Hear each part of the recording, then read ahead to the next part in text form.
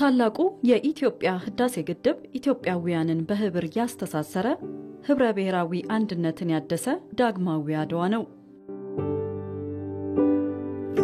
ግድቡ ተጠናቆ ብርሃን መስጠት መጀመሩ ለአፍሪካውያን ብሎም ለጥቁር ህዝቦች የይቻላል መንፈስን ያጎናጸፈ ነው። የኢትዮጵያውያን አንድነትን ያጠናከረ መሆኑንም ምሁራን ይናገራሉ። የህዳሴ ግድብ መጠናቀቅ ብዙ ትምህርቶችን ለኛ ይሰጣል።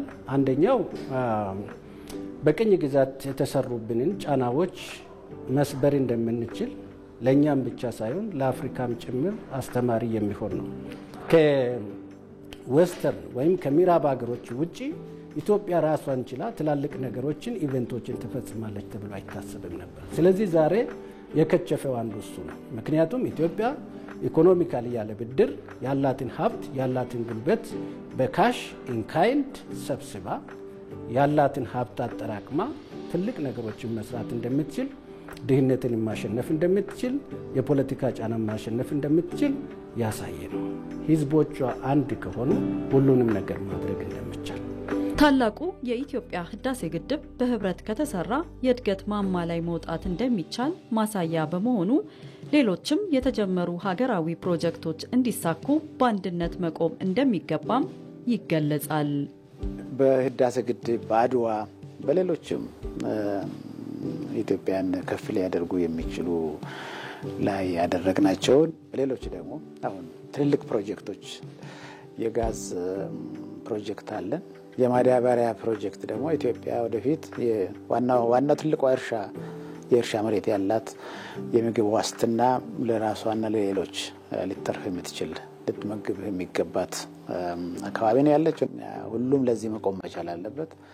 ለሀገሩ አንድነት መቆም መቻል አለበት። ትንሽ ልዩነቶች ቢኖሩት ልዩነቶቹን በቤቱ ስር ማስቀመጥ ይችላል። ምን ችግር የለውም። ጌጥ ነው ደግሞ በነገራችን ላይ ብዝሃነት ጌጥ እንጂ በየአይነቱ የህይወት ቅመም አይደለም ይባላል።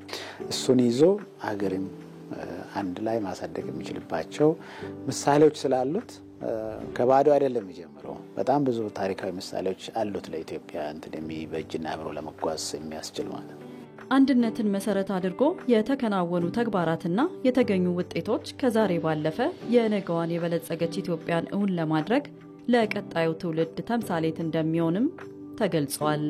ዛሬ ላይ ያለ ትውልድ ትናንትና ያለውን ትናንት ያልተፈቱ ችግሮች ሲንከባለሉ የነበሩ የኢኮኖሚ፣ የፖለቲካ፣ የታሪክ ወተበር ብዙ ችግሮች ይኖሩ ይችላል። ወደፊት ማሰብ መቻል ይጠይቃል። ስለዚህ የአሁኑ ዘመን በፓስቱን ማድረቅ አለበት። ለራሱ ዛሬ መስራት መቻል አለበት። በልቶ ማደር መቻል አለበት። ሰላም መጠበቅ መቻል አለበት። እንደ ሌሎቹ ሀገራት ራሱን ቀና አድርጎ አብሮ መቆም መቻል አለበት። ለሚቀጥለው ምሳሌ መሆን መቻል አለበት። ታላቁ ህዳሴ ግድብን ያጠናቀቀችው ኢትዮጵያ ሌሎች ግዙፍ ሀገራዊ ፕሮጀክቶችን መጀመሯ ይታወቃል። እነዚህ ፕሮጀክቶችም ከድህነት ለመውጣት የጀመረችውን ጉዞ የሰመረ እንደሚያደርጉ ታምኖባቸዋል።